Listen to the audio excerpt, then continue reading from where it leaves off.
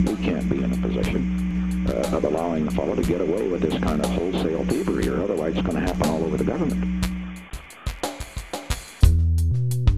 From TomDispatch.com, this is Tomcast. I'm Timothy McBain.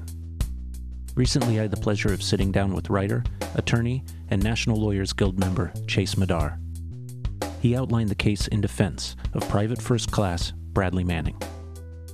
When Bradley Manning deployed to Iraq in 2009, he thought that he would be helping Iraqis build a free society after the long nightmare of Saddam Hussein.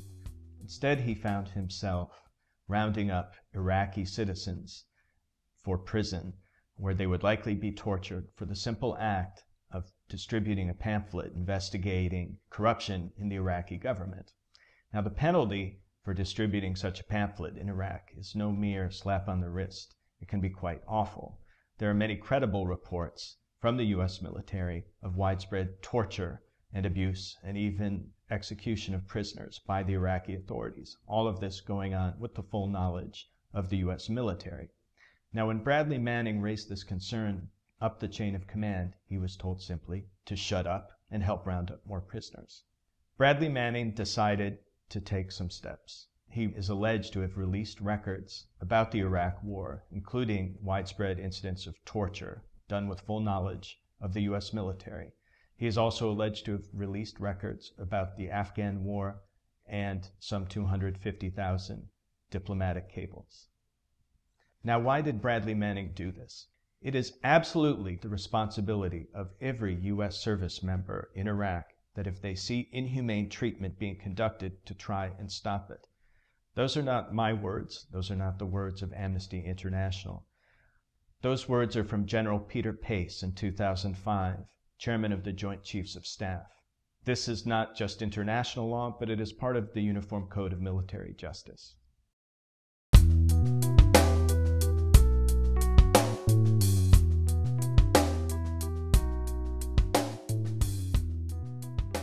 Now, it's important to see that Bradley Manning's disclosure placed him in a long line of patriotic whistleblowing, starting with Daniel Ellsberg, who released the Pentagon Papers, a secret history commissioned by the Pentagon about the Vietnam War.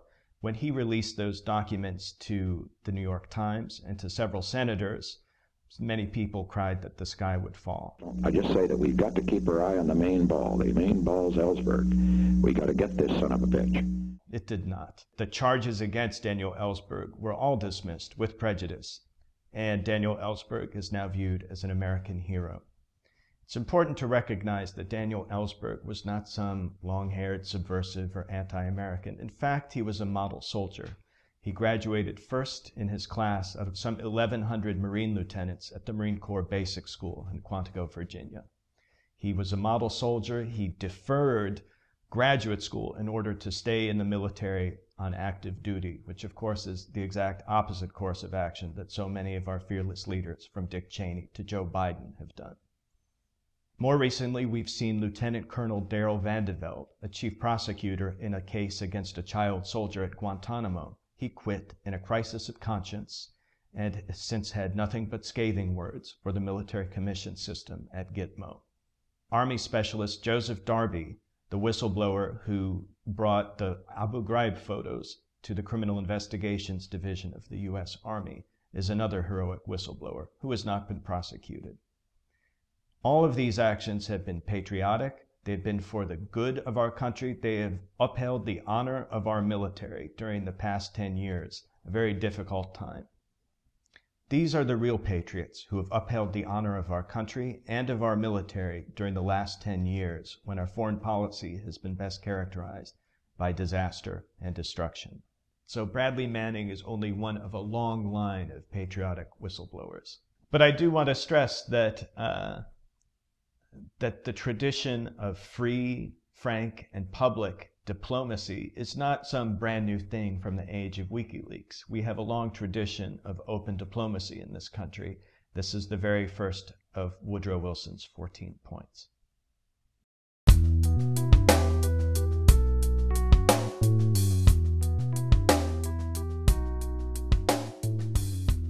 Now, the duty to disobey an invalid order did not start with the Nuremberg tribunals after World War II. In fact, it has very deep roots in our American common law system, going back to Mitchell v. Harmony in 1851 and all the way to Little v. Barrem in 1804.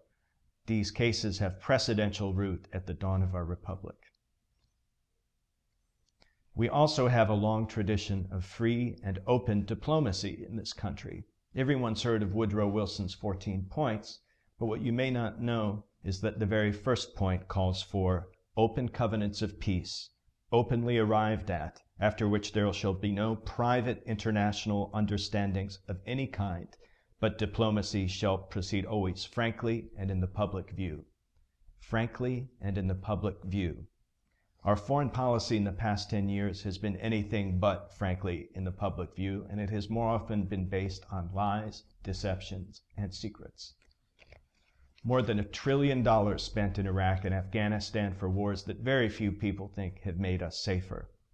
They have cost rivers of blood to us, nearly 4,500 soldiers dead who are never coming back, and over 100,000 Iraqi citizens dead, all because of diplomacy and foreign policy that has been based on secrets and lies.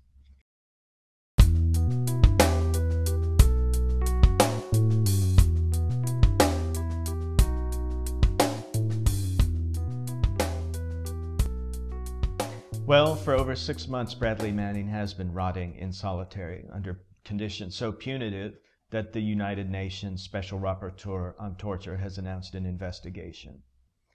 This is supposedly done for his own good, even though psychiatrists supplied by Bradley Manning's defense counsel say that it is completely unnecessary. Is this deliberate? I will speculate that this is a deliberate attempt to break Bradley Manning's will and to force him to make some confession, true or false, that Julian Assange and WikiLeaks were in on it with him and that they helped him or coaxed him or were part of the disclosure. Bradley Manning will eventually be tried by a jury of his peers in a court-martial. In a court-martial, this means the jury will be composed of enlisted men and officers.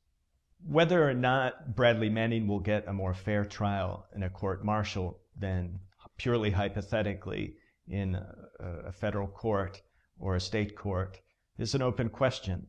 I'm sure the prosecution will attempt to paint Bradley Manning as the worst traitor since Benedict Arnold, as a horrible spy, and their parade of horribles will exaggerate these WikiLeaks disclosures as the biggest blow to American prestige and power since Pearl Harbor. But I don't believe any of it, and even the Secretary of Defense has been poo-pooing the fallout and the damage. We know that not a single U.S. ambassador has been recalled since these disclosures were made. We also know that the Pentagon has denied that there is any evidence that our Afghan informants have suffered any damage as a result of these disclosures. So all the sky is falling rhetoric about how terrible this is for the United States strikes one as overblown at most, and I think really total nonsense. Make no mistake, there's been horrible damage to America's prestige and position in the world in the past 10 years. What with the war in Iraq and the war in Afghanistan going so poorly. But please, don't try to blame these disasters on Private Bradley Manning.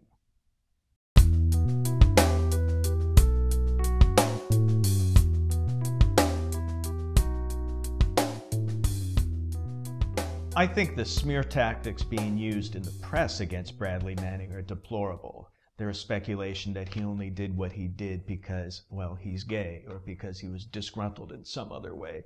Such smear tactics are always leveled against the whistleblower. Daniel Ellsberg was a model Marine, and still Nixon had his henchmen break into Ellsberg's psychiatrist's office just to look for dirt on Dan Ellsberg.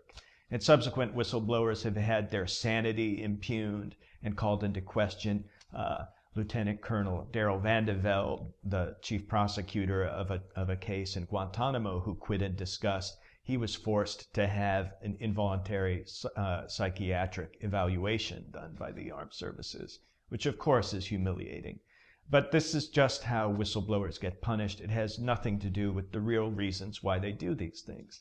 And it's important that we face the real reasons why Bradley Manning did what he did. He found evidence of war crimes, evidence of much higher civilian casualty estimates in Iraq. You've seen the Collateral Murder video, most likely, and that's 18 citizens of Iraq getting gunned down in the street with absolutely no repercussions, inquiry, or accountability. This is serious business, and saying that, oh, well, he only leaked it because of his sexual preference is just a load of nonsense. Bradley Manning has brought many important facts to light, where they belong. Someday he will be recognized for the hero he is, while the names of Jay Bybee, John Yoo, and Donald Rumsfeld are long forgotten.